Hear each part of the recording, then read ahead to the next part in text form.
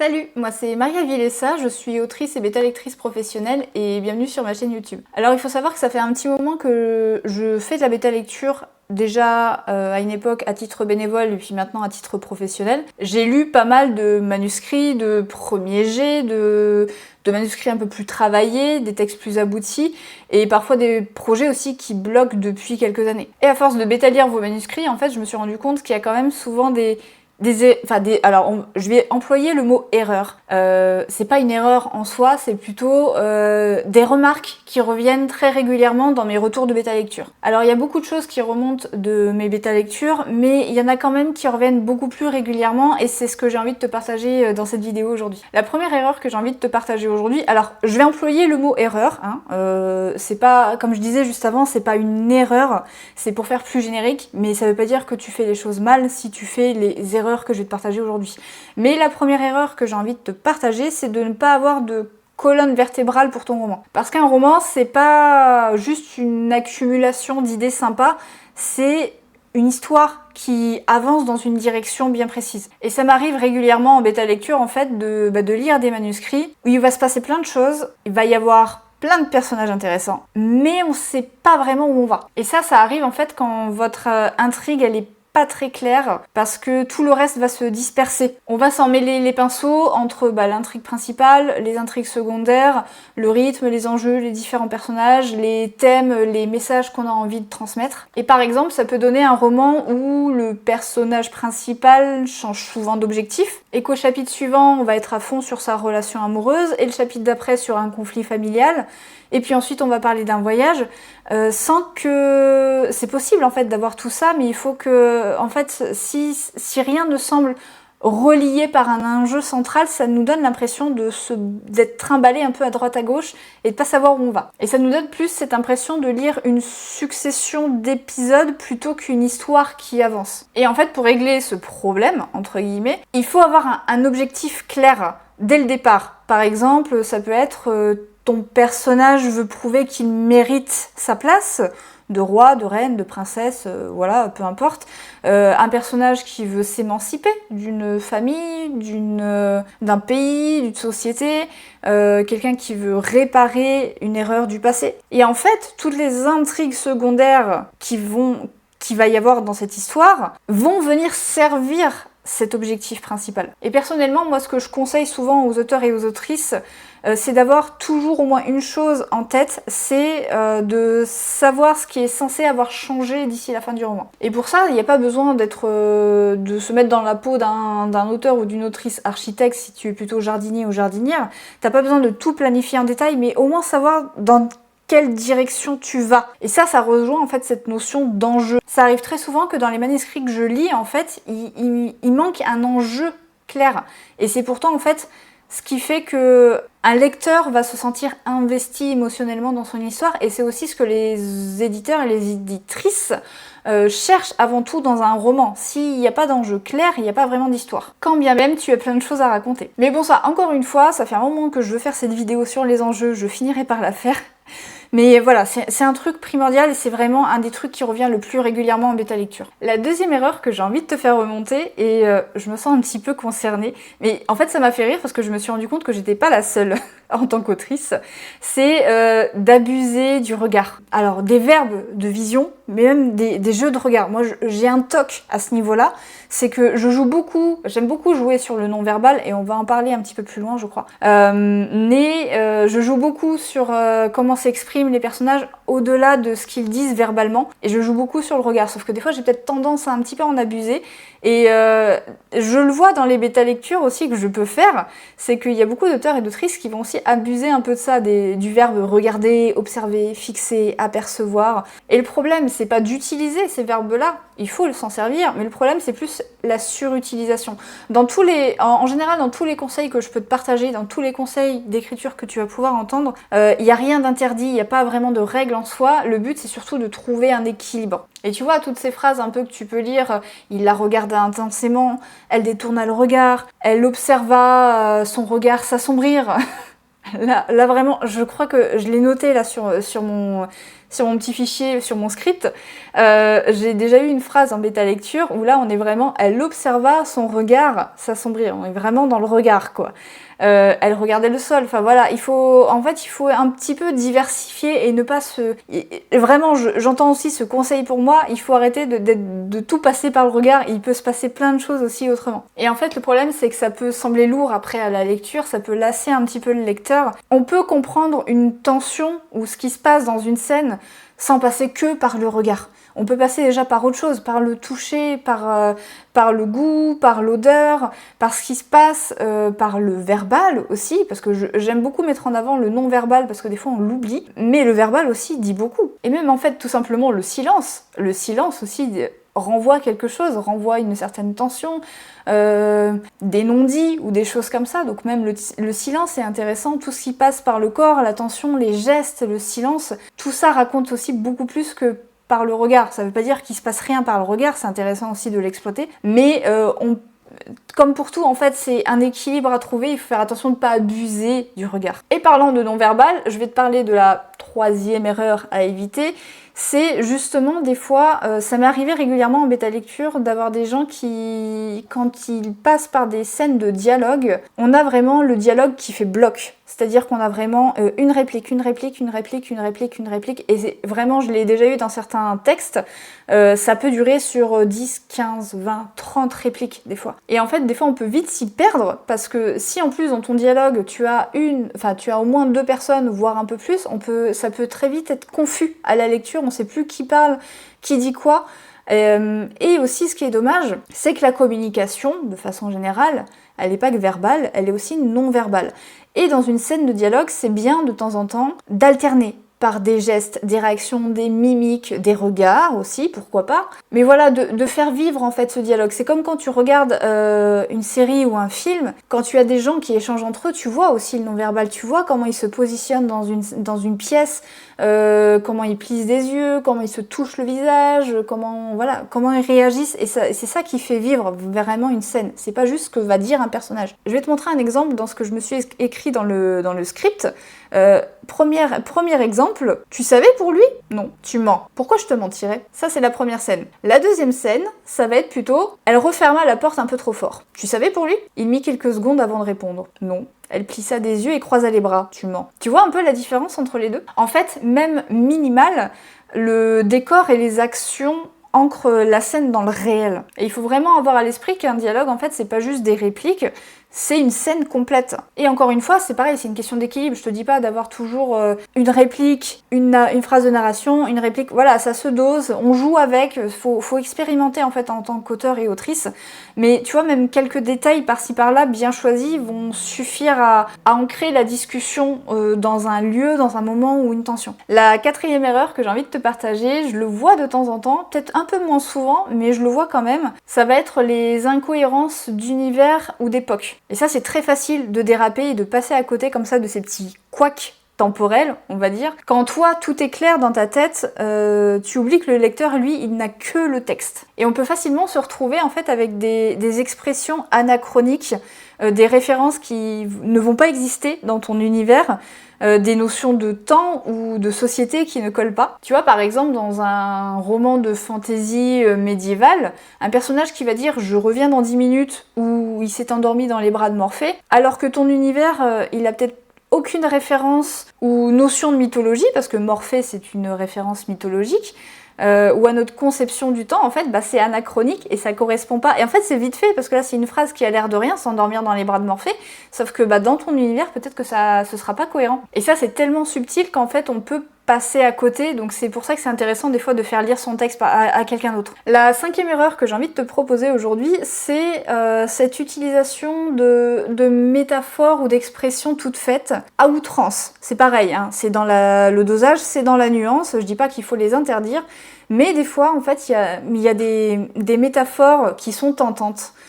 Qu'on lit et qu'on entend partout, mais elles peuvent vite devenir clichés, maladroites, ou même des fois totalement hors de propos. Et je vais te donner un exemple qui, moi, revient très souvent, et du coup, moi, en fait, maintenant, cette phrase me fait tiquer, alors que c'est pas interdit de l'utiliser, c'est cette fameuse phrase de « son cœur manqua à battement ». Ça, typiquement, on le voit très souvent dans les romans, et en fait, ça en devient presque cliché, et en fait, on vient des fois même pas le questionner, quel sens ça a, pourquoi tu utilises cette phrase au lieu d'une autre. On peut l'utiliser de temps en temps, pourquoi pas, je dis pas que c'est interdit, mais ça m'est déjà arrivé dans une bêta lecture où c'est arrivé presque à chaque chapitre pour le personnage principal, au point que je me suis dit, j'espère que la bichette elle a pas des soucis cardiaques parce que ça risque d'être un petit peu compliqué à un moment donné. Donc je dis pas qu'il faut s'interdire ce genre de phrase, mais de temps en temps, quand elles surviennent, tu peux venir peut-être essayer de t'amuser avec cette expression et de l'exprimer autrement. Tu vois, dans mon roman, à un moment donné, j'ai failli la sortir, cette phrase, son cœur manqua à battement. Enfin, mon cœur, parce que moi j'écris à la première personne. Et je me suis amusée, et j'ai écrit mon cœur est à 2 doigts de s'extraire de ma poitrine et mes jambes sont en coton. Je trouvais ça intéressant pour retranscrire les ressentis de mon personnage différemment, et au final, je préfère utiliser cette phrase que le très utilisé, son cœur manqua à battement. La 6e chose que j'ai envie de te partager aujourd'hui, on va parler du fameux show don't tell. Je vais aussi mettre de la nuance, parce que moi c'est quelque chose que j'aime beaucoup mettre en avant, mais il faut quand même faire attention parce que, en fait, il faut pas prôner le show don't tell à outrance. Le tell aussi est super important, comme le show.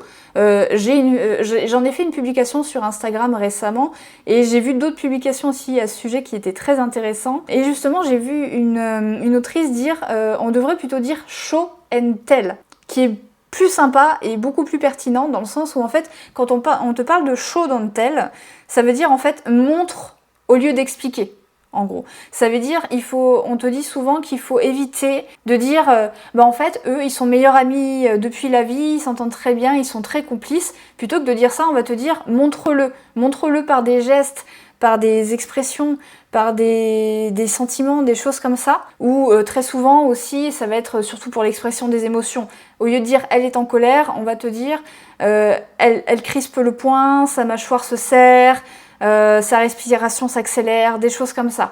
Après c'est une question de... Voilà, il faut jouer, il faut s'amuser sur les mots, il faut pas être trop factuel. Enfin, en fait c'est une popote, c'est vraiment comme une recette.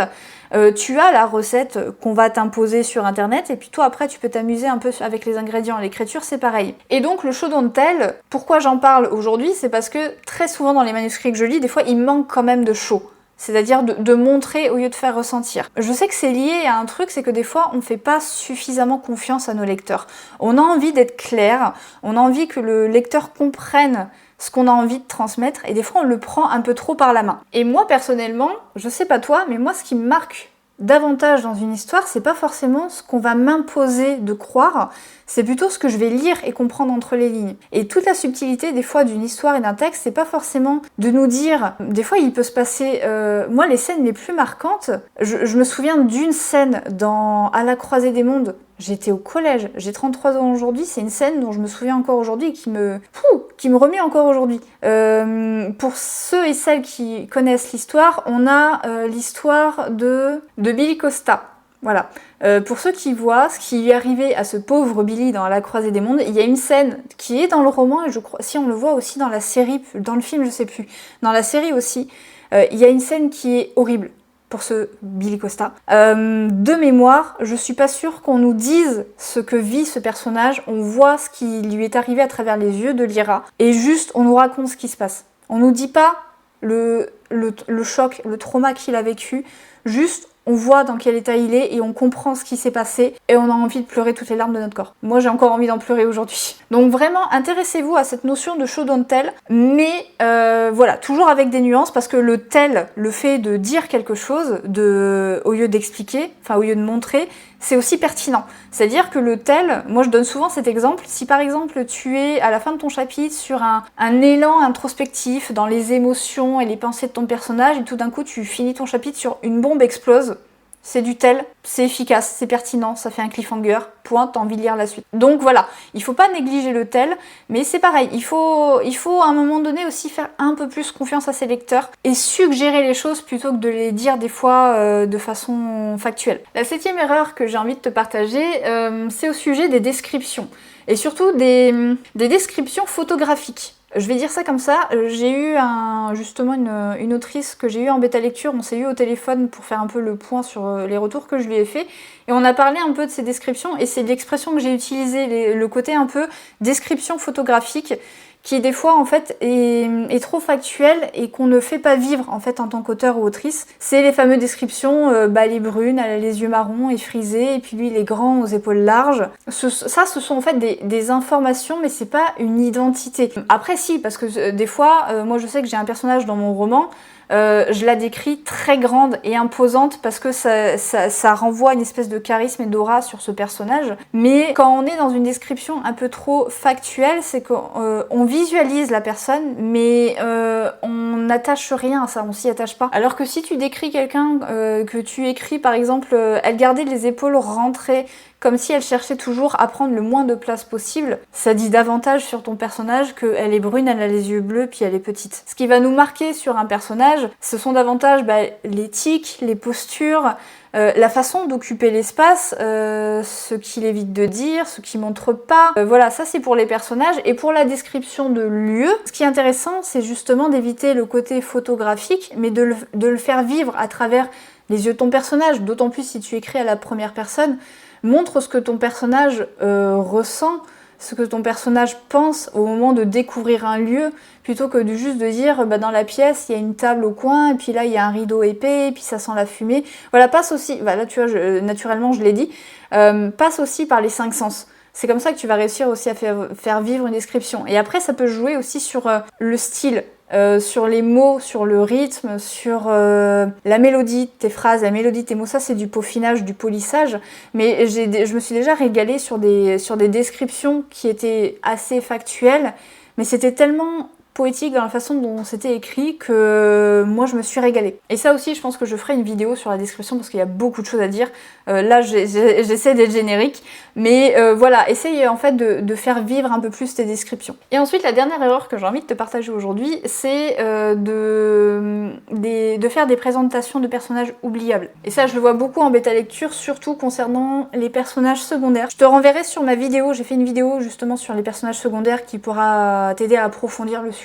Mais ça arrive très souvent qu'on ait des personnages secondaires qui servent un peu de béquille narrative déjà et de faire valoir pour ton personnage principal, et qui du coup n'ont pas vraiment beaucoup de caractérisation, de personnalité, et même éventuellement une intrigue à eux. Une intrigue secondaire pour le roman. Et c'est vraiment dommage parce que moi, je sais pas toi, mais moi, dans les romans, souvent, les personnages que j'apprécie le plus, ce sont souvent les personnages secondaires. Tu vois, par exemple, tu as un nouveau personnage que tu introduis dans ton roman et tu l'introduis de façon à dire « Paul entra dans la pièce, salut », dit-il. Tu vois, là, dans cette situation, Paul, il existe, mais il marque pas. Alors que si tu écris Paul entra sans frapper, un sourire déjà accroché aux lèvres, comme s'il savait quelque chose que les autres ignoraient. Déjà, tu vois, ça en dit un peu plus sur Paul. Ça dit pas encore énormément de lui, mais ça le fait vivre un peu plus. Et en fait, là, sans description physique, on a une première impression sur Paul, sur ce personnage. Une première apparition, c'est un peu une opportunité de le présenter,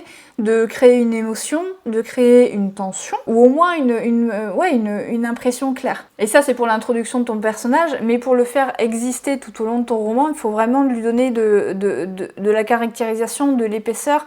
Il faut en fait, même dans les dialogues, très souvent je le vois dans les romans que je bêta-lis, les personnages principaux, ils sont très interchangeables dans leur façon de s'exprimer dans les dialogues, alors que on est des êtres humains et on s'exprime pas tous de la même façon. Et on devrait pouvoir le sentir un petit peu, même sans nous dire qui parle. Et ça rejoint justement ce que je disais sur les dialogues plus haut. Quand tu as une scène avec 2-3 personnages qui s'expriment, si ils s'expriment un peu tous de la même façon, ça va rendre la chose d'autant plus confuse. Alors que tu peux essayer de distinguer un peu plus qui parle, si déjà tes personnages sont bien caractérisés dans la façon de s'exprimer. Et en fait, il faut que tes personnages, ils existent, ils aient une raison d'être dans le roman, et pas juste une raison d'être pour pallier ou faire valoir ton personnage principal. Ça, je le vois très souvent.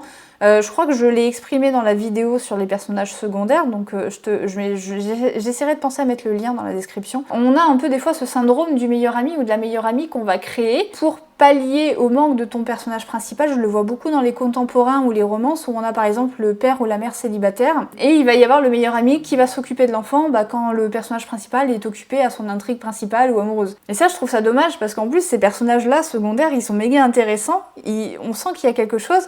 mais ils existent que pour s'occuper de l'enfant.